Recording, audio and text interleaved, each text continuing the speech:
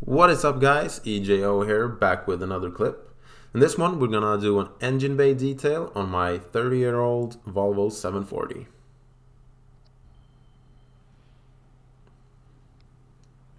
But first of all, let's go ahead and change the engine oil and the oil filter, because I have no idea when this was changed last. So yeah, let's take care of this first of all. And I'm sorry for the video quality on this one, because I filmed this with my backup camera and it only films in 720p, so yeah, the video format is a bit smaller, as you can see here. I actually filmed this in this summer. And then the oil cap had a small leak in it, so I need to replace the gasket. As you can see there, it was super brittle, it just crumbled to pieces. So it's a bit unnecessary to do an engine detail if I'm just gonna have an oil leak afterwards. And that's pretty much the only oil leak there is on this car, which is super nice.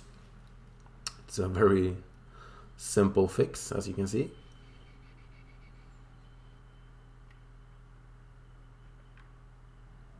With that all done, let's go ahead with the engine detail itself. I'm gonna be covering up the alternator, so I'm not gonna detail it with the running water, obviously. So I just brush it down with a wire brush and sand it with some light sandpaper. Actually wet sanding it right here, and brought up the shine a little bit that way. And the alternator is pretty much the only thing I'm gonna be covering up in this engine bay, because well, the distributor, you should really cover that as well, but I couldn't really find a good way to cover it up, so the alternator was the only thing that I covered. And I'm pretty much gonna be using two cleaning agents in this detail, and that is an alkaline degreaser and a more powerful degreaser that is petroleum based to dissolve any tar spots and petroleum based dirt, pretty much. And as you can see here, it did a really good job on loosening up that kind of dirt right here.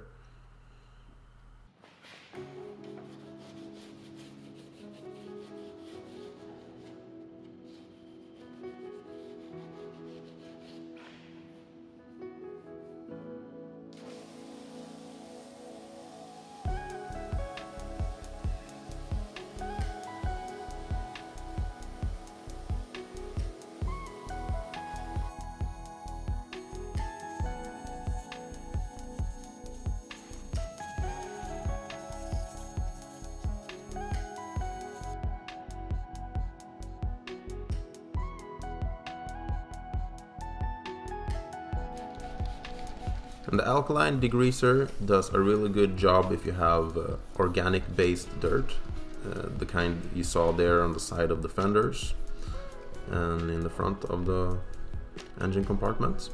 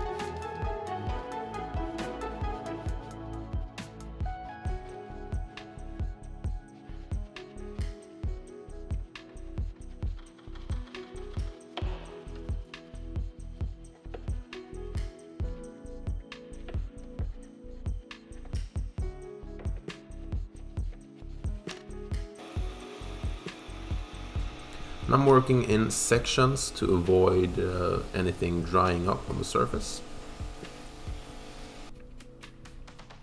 I also tried a couple of all-purpose cleaners, but they didn't seem to have enough cleaning power to do the job, so I mostly stuck with the degreasers.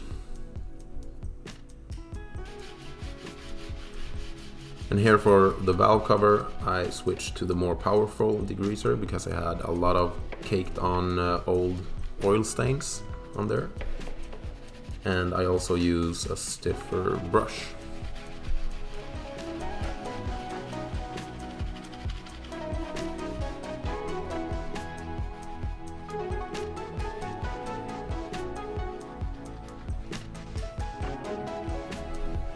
And as I said earlier, it's probably a good idea to cover up the distributor and any ignition parts, but I didn't seem to find a good way to cover it up, and I also wanted to make everything clean, obviously, so yeah, I just tried to be careful with the water, tried to avoid spraying it directly on and so on.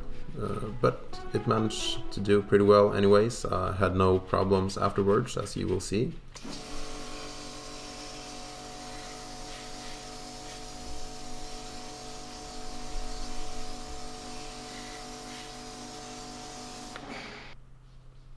And for the drying stage, I'm using some spray wax to aid with the drying on the painted parts, as well as offering some sort of protection. And for the black plastic trim, I'm just using a dry microfiber towel to wipe that water off. And it wouldn't be a video here on EJO channel if I didn't use some Car Pro Pearl to dress up the black plastic trim. And it does wonders, as you can see here.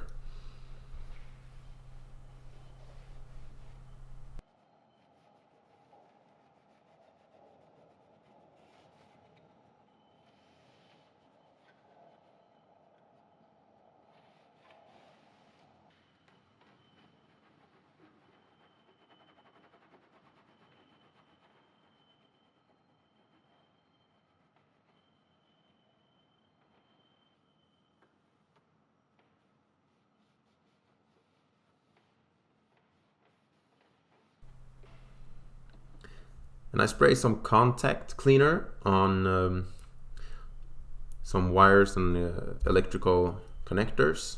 As you can see there, it's a good idea to pull the water out and make sure that it won't corrode in the future.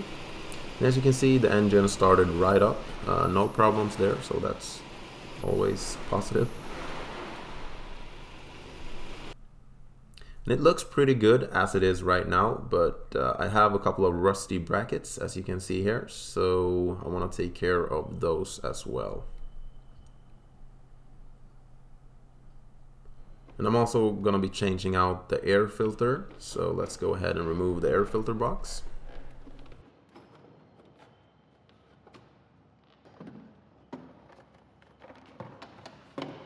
I was thinking about replacing the spark plugs as well, but the previous owner told me that he had just replaced them before I bought the car, and I looked at the spark plugs and they looked brand new pretty much, so I'm just gonna leave them in there. This is a great opportunity to clean some dirt under the airbox, as you can see.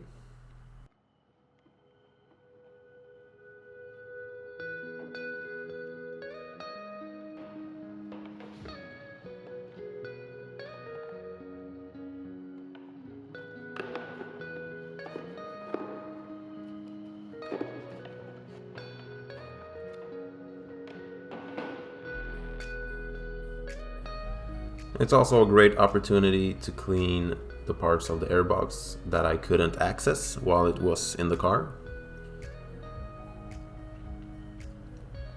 And while all of that is drying, I'm going ahead and removing all the rusty brackets and brushing off the surface rust with an angle grinder with a steel wire attachment, which works really great. And then just degrease the parts with some paint thinner or acetone or something of that nature. And then I'm applying a coat of zinc primer and then a matte black finish to it.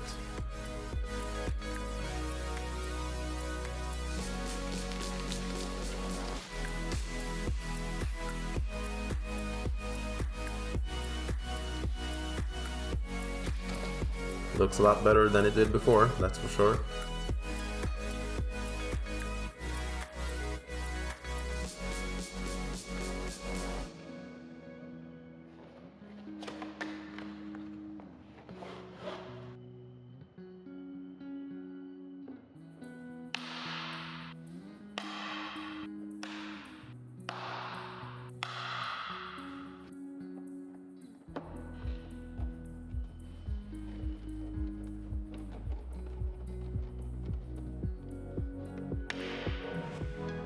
So yeah, that's the engine bay detail done, and a minor service as well.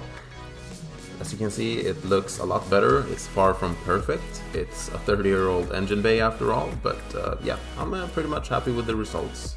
And thank you for watching, guys. See you next time. Bye.